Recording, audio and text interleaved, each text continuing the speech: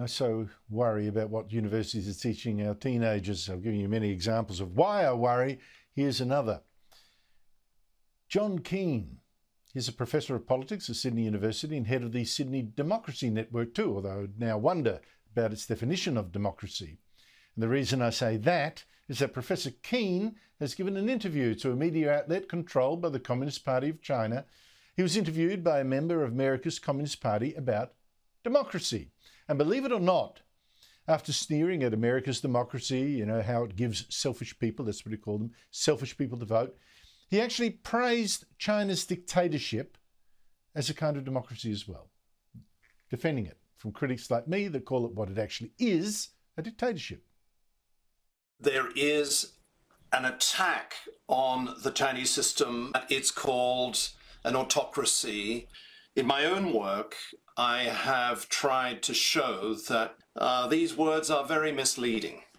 They don't capture the quite different reality of China. What I'm interested in is the way that the Chinese mode of government contains democratic qualities, is a form of government that rests upon what Chinese people call minyi, public opinion.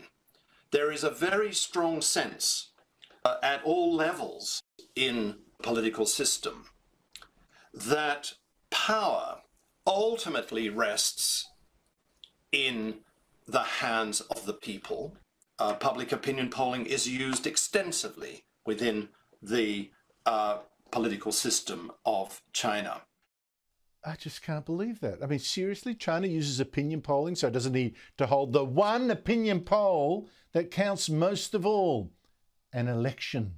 A poll on whether, you know, a train station is working well. Well, that really is as good as an election on whether you actually want to be ruled by communists in the first place.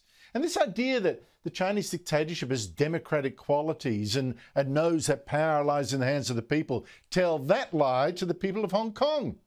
I mean, a few years ago, they had mass protests for democracy, people demanding a say on who ruled them. But now the Chinese dictatorship has crushed those protests, crushed them, arresting democracy activists and journalists and lawyers and protesters, just jailing them, newspapers shut, TV stations censored, free elections banned. And yet here we have an Australian protester saying, yep, China sure does have democratic qualities. Joining me on Trending Now is Daisy Cousins, the Sky News contributor with her own video channel. Daisy, I'm sorry to hit you with this rant, but seriously, that makes me so ashamed. A professor praising China's dictatorship when you've got democracy activists who probably hear that in China thinking, what, we live in a democracy, Australia's giving up on us? It's just extraordinarily maddening comments, Andrew. As you said, like not less because of the people of Hong Kong. I mean, what a slap in the face to them. What about people like Peng Shuai, the tennis player who was disappeared for weeks and weeks and weeks and then emerged all full of praise for the CCP? And it was all because she posted on Facebook or alleged that she had been sexually abused by a high-ranking member of the Chinese Communist Party. That is no kind of element of democracy. That's ridiculously evil comments, I think, from that Professor Keane. But it actually doesn't surprise me, Andrew, that someone of that faction of the left has a warped perception of democracy, because I've realised over the last 5 or so years, a lot of leftists don't actually perceive democracy the way that we do. And in fact, they don't really seem to like democracy that much because sometimes it gives them election results that they don't want. And the big example, of course, is that whenever right-wing politicians or perceivably right-wing causes like Brexit win elections, you hear these cries from the left about how democracy is broken and the system is broken and none of it works. And the big example in 2016 in US was the Russian collusion conspiracy theory. But it doesn't work the other way around. If you dare to even speculate about the 2020 election, you get called a kook and a freak and told you're a threat to American democracy. So since he's the type of leftist who sits in the camp of someone who would indulge the US Communist Party with an interview, doesn't surprise me at all, not at all, that he would say those ridiculous things about China and democracy.